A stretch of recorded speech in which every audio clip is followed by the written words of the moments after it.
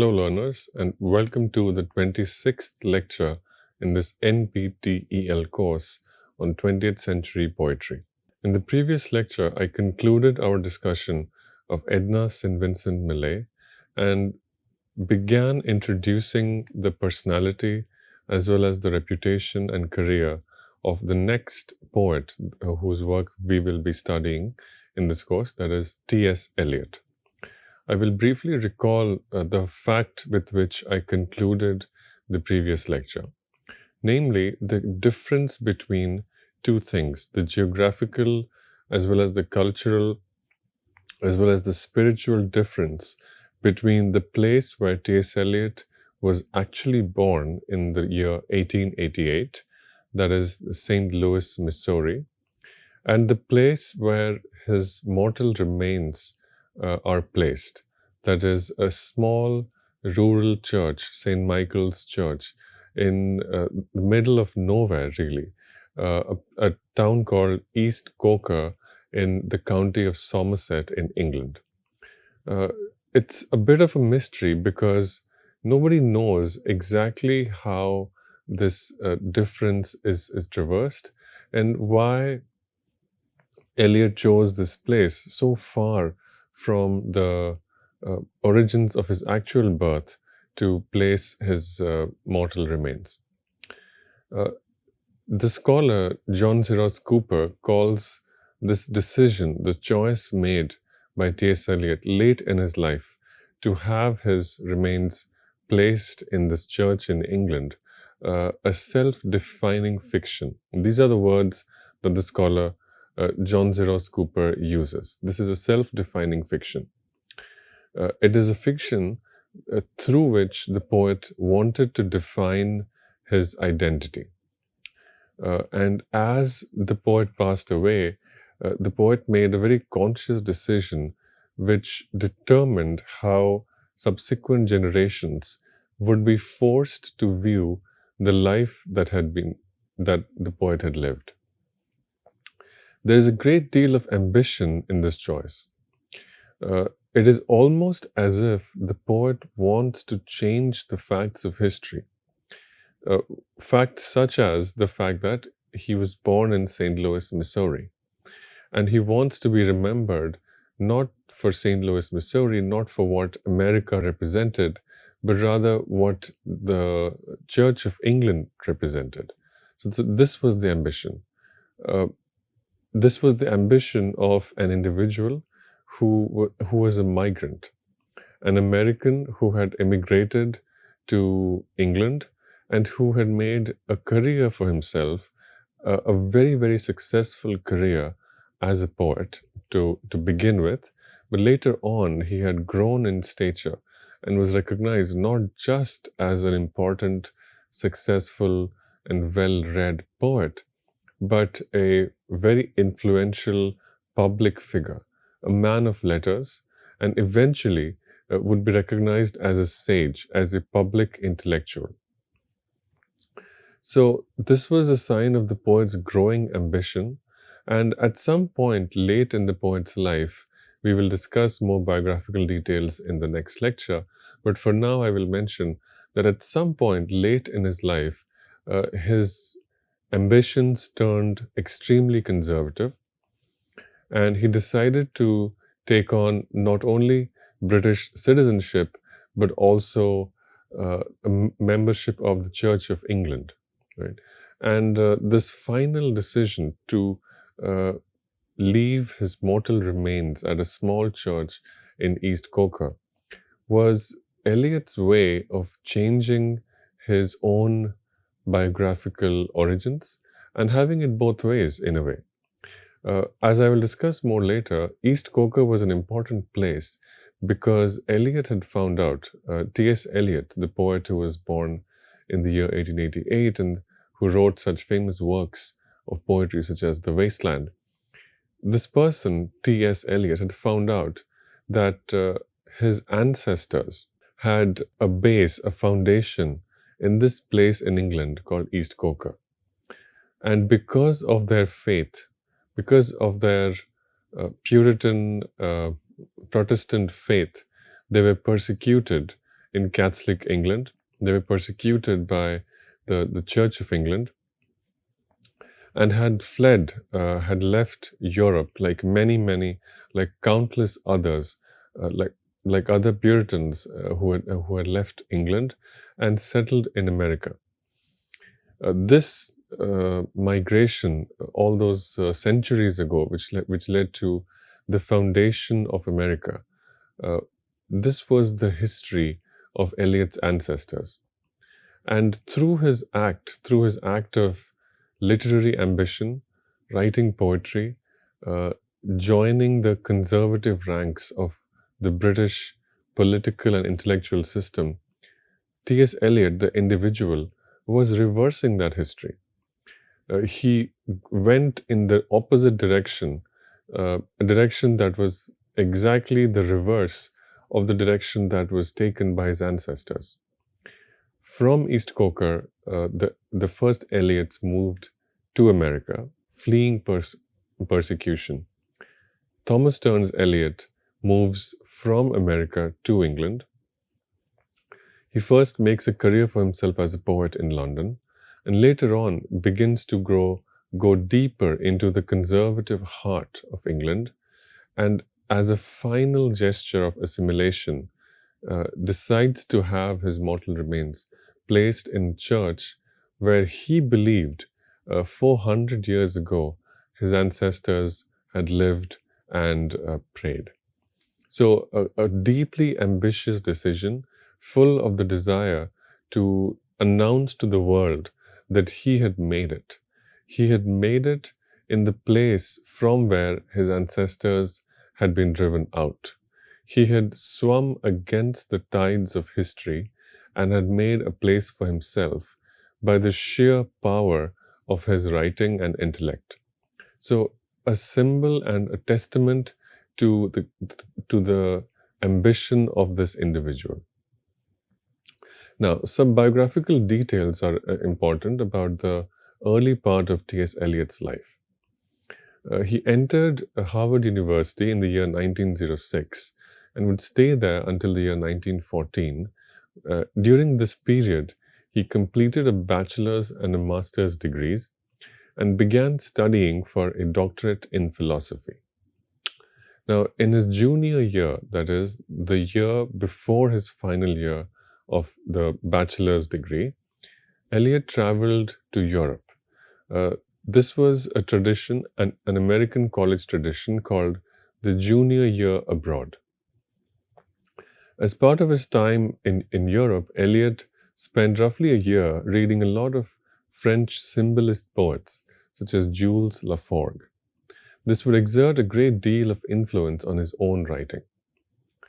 And after he returned to Harvard, having spent some time in Europe, he completed his master's and began his doctoral studies. This decision that Eliot made to study philosophy at Harvard, to continue reading for a doctorate in philosophy, was both in line with the expectations from young men of his social class and a little bit different. Eliot came from a family of white business owners in Missouri. The expectation from the young men of this kind of a class was that they would spend a few years at Harvard, refining themselves, gaining some sophistication and cultural and social finesse, and then they would come home and inherit the family's businesses. This was what most young men of Eliot's class did. A small percentage of such men also took a slightly different career path, which is that of a career in the academy. Completing a philosophy was the first step to beginning a career as a lecturer or a professor at Harvard, and Eliot's family was very satisfied knowing that Eliot was moving very firmly along this line of thought. As a doctoral student, Eliot won a student fellowship to study the philosophy of F.H. Bradley, the English philosopher, at Merton College, Oxford University. This was the summer of 1914. Eliot left a little bit earlier because he wanted to spend some time in Germany and Belgium, that is the continent, before moving to England and before devoting himself to the study of philosophy at Oxford. During this time, as Eliot was traveling in Europe and making his way to Oxford, the First World War began, and the world turned upside down. A lot of motions, a lot of travel became impossible, and the young Eliot was stuck in London, unable to move, unable to travel, unable to complete the course of study which he had planned to undertake. He took rooms in Bloomsbury and became part of an intellectual and culturally sophisticated group of writers and scholars. Uh, it was there that Eliot made the acquaintance and friendship of the Woolf couple, that is Virginia Woolf and uh, Leonard Woolf. And it was this friendship which would culminate in the publication of the book version of The Wasteland many years later.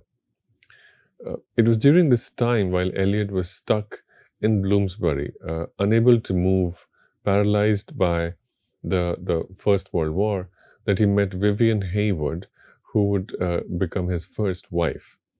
After a 3-month romance, the couple married, even though both families were reportedly quite unhappy at the match. This marriage would prove to be a great shaping influence for Eliot's writing, and sometimes not in the best way possible. Now, immediately after marriage, the Eliots entered a period of economic hardship. Because of wartime restrictions, there were a great deal of limitation on how a person could earn money. And Eliot, having not completed his PhD, could not really enter academia. Therefore, he began to make inroads into developing lines of income through teaching, through writing reviews for magazines, and eventually also taking on editorships, editorial roles in the little magazines or the literary periodicals that were sprouting up during the time. Of these lines of income, some proved to be more useful than others. Teaching, while quite interesting, ultimately proved to be not useful because the labor of preparing, the labor of teaching proved to be too intensive for Eliot. And ultimately, this was a line of work that left the poet too exhausted, too spent to be able to focus on his career as a poet. So Eliot rejected this line and began to take up less and less teaching responsibilities. Now, the task of reviewing, writing reviews of newly published books for newspapers and magazines, this task proved to be the very opposite. It proved to be the perfect foundation, the perfect opportunity for Eliot to begin, consolidate, and extend his career as a poet. This was because while writing reviews, Eliot got a chance to fearlessly air radical, interesting, and sometimes controversial and shocking views. The result of publishing such views was that it gave Eliot the chance to interact, to engage in dialogue with other scholars and writers. This allowed Eliot to build a network, to make friends, to make professional connections, to find ways of getting his own work published.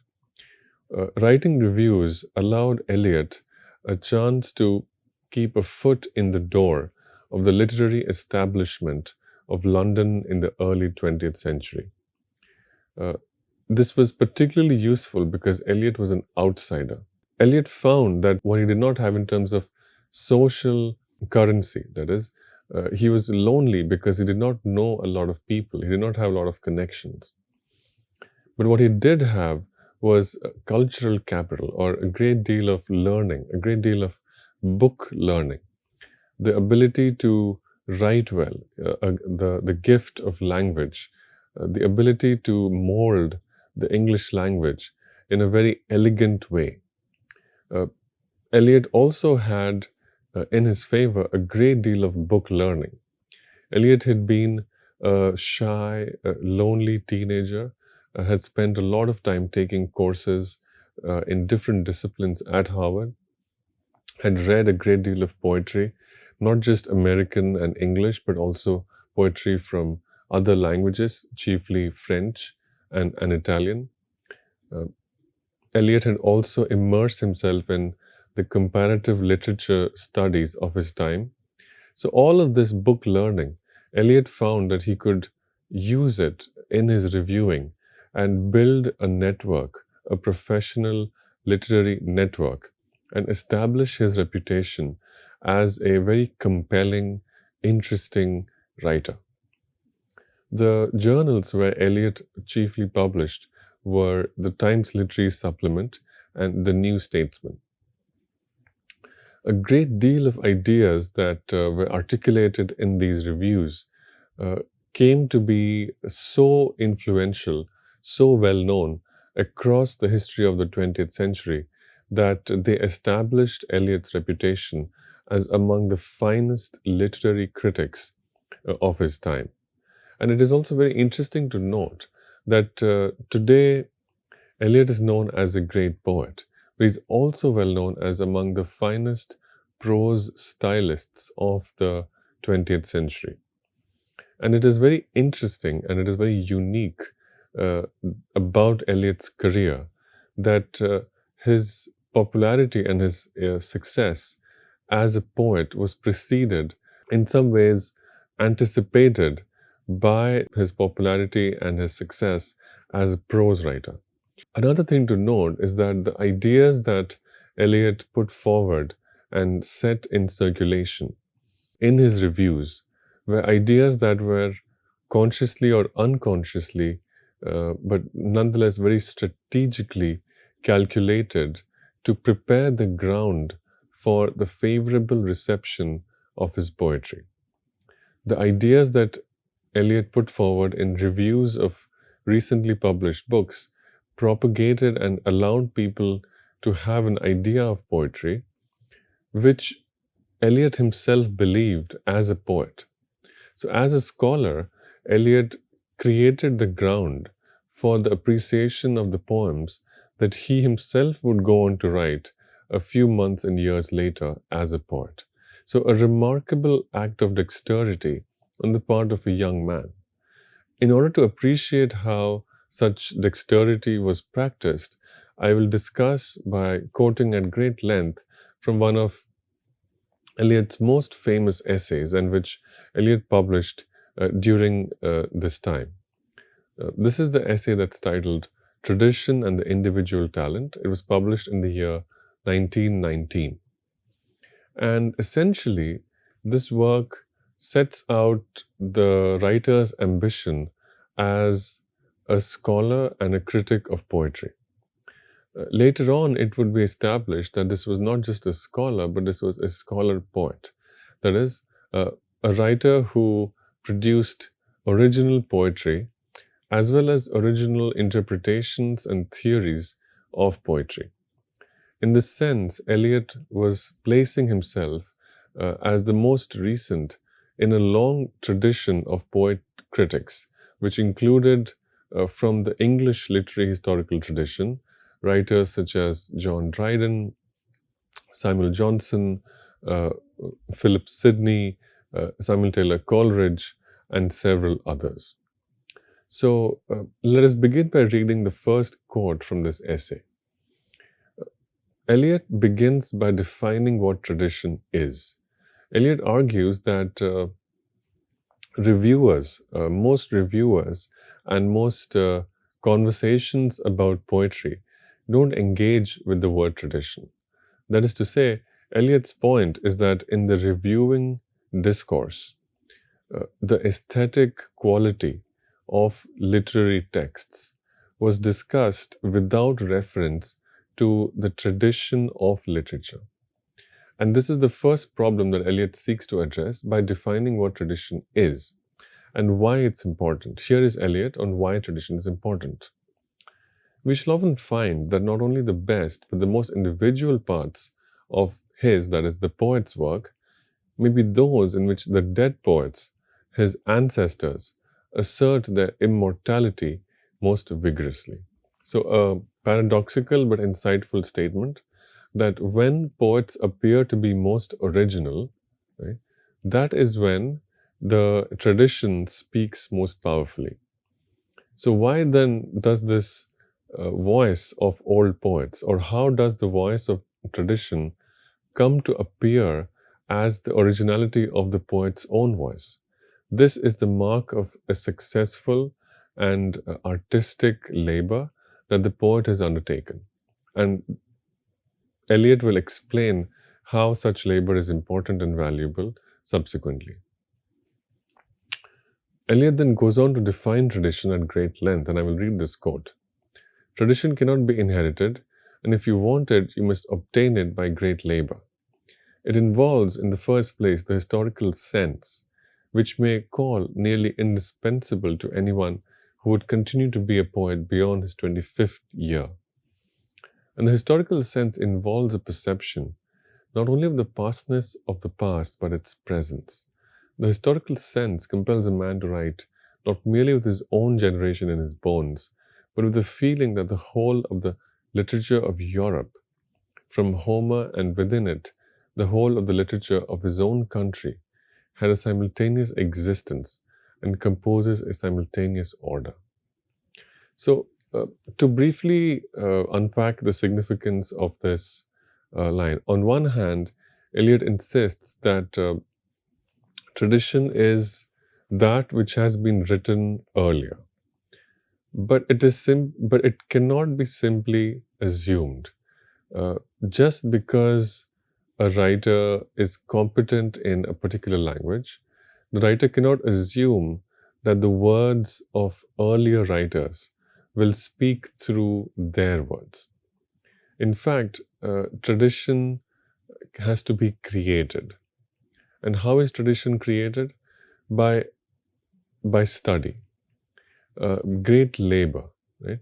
The first part of this labor is a consciousness. First, one must be conscious that the past continues to shape the present, and what we see around us has been shaped by a very complex, tumultuous, and sometimes mysterious to us series of events. Right?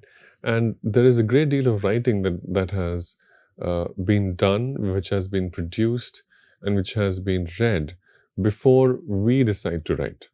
This is a sense that comes with maturity and age. And for Eliot, that age is 25. At the age of 25, or until the age of 25, poets can be expected to neglect the tradition, simply use the language however they seem or they find desirable. Beyond this age, however, writers must acknowledge that there is a great deal of writing in the past which has been done and which has a relationship, has a consequence, has an implication for how we as writers use the language today. Now, it's important to acknowledge this, but it's also important to note that the history of writing has a simultaneous existence, and it imposes a simultaneous order. What is this order? There's a hierarchy. There is a hierarchy. Some writings are more important than others. Some ways of writing about some things are more important than others.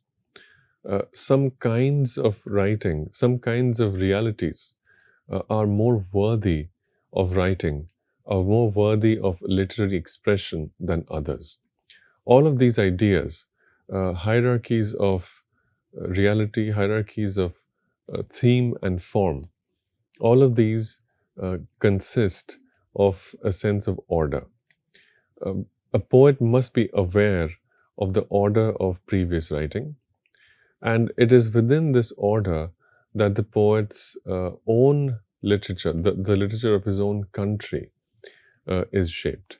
Right. So Homer is from Europe's ancient past, but the English or the French languages are from a more recent past. So an English poet or a French poet must be aware of how Homer's writing establishes certain hierarchies within the English and the French languages. But what to make of this knowledge? Eliot further explains the historical sense, which is a sense of the timeless as well as of the temporal, and of the timeless and of the temporal together, is what makes a writer traditional. And at the same time, that what makes a writer most acutely conscious of his place in time and of his own contemporaneity. That is, a poet can become truly contemporary only by realizing, only by studying, only by being conscious of the writing that has been done by earlier poets, right? So for a poet to inhabit their present, they must become conscious of the writing which was done by poets in the past. Okay? This is a somewhat contradictory idea, but Eliot is really trying very hard to explain to readers that a sense of the past is essential to navigating the present. Now, the poet explains what kind of relationship the poet must strive to create between their own writing and the writing of poets from the ancient past as well as from the recent past. Eliot writes, "No poet, no artist of any art has his complete meaning alone. His significance, his appreciation, is the appreciation of his relation to the dead poets and artists. You cannot value him alone. You must set him for contrast and comparison among the dead." So, relationship, right? Relative significance. There is no such thing as an absolute significance. Writing, for it to be appreciated as valuable and interesting, must be viewed in relation to writing that has been done before. No amount of significance can be created from inside the writing, as it were. What a poet writes has value not simply because what the poet expresses, but how the poet relates to how other poets have expressed similar realities. Further, Eliot writes, "The necessity that he shall conform, that he shall cohere, is not one-sided." Right? So it is not simply the burden that's placed on an individual writer that the individual writer should simply repeat what earlier writers have said. That is not the expectation. In fact, that is not what makes for good writing in Eliot's view. Instead, Eliot explains, what happens when a new work of art is created is something that happens simultaneously to all the works of art which preceded it.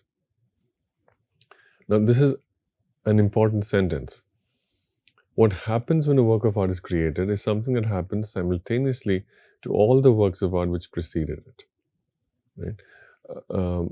When a writer produces, let's say, a new poem or a new play, something changes, not just in the individual writer's own career, but in the tradition of writing in which earlier poets have written similar texts, similar plays or poems. Eliot then explains, the existing monuments form an ideal order among themselves, which is modified by the introduction of the new work of art among them. So, if a poem is truly powerful, if a play is truly powerful, then what happens? Not just that contemporary audiences appreciate it, rather, the existing monuments, so all the great poems that were written before, together, all of these great poems had formed a unity. There was an ideal order a shape of culture which consisted of, let's say, 50 or 100 great poems. That ideal structure is modified. So, by writing a great poem, or in order to write a great poem, the goal of the poet is not simply to repeat the greatness that was created by earlier poets, but rather to find the best way in which the greatness of earlier poets, what makes older poetry good, that criteria itself will be modified. So it's a very powerful theory of how newness enters the world, how a work of art can become new and how it can be appreciated. Not by repeating what was said earlier, but by changing the terms on which earlier writing could be appreciated. A good poem changes the conversation about what makes a good poem.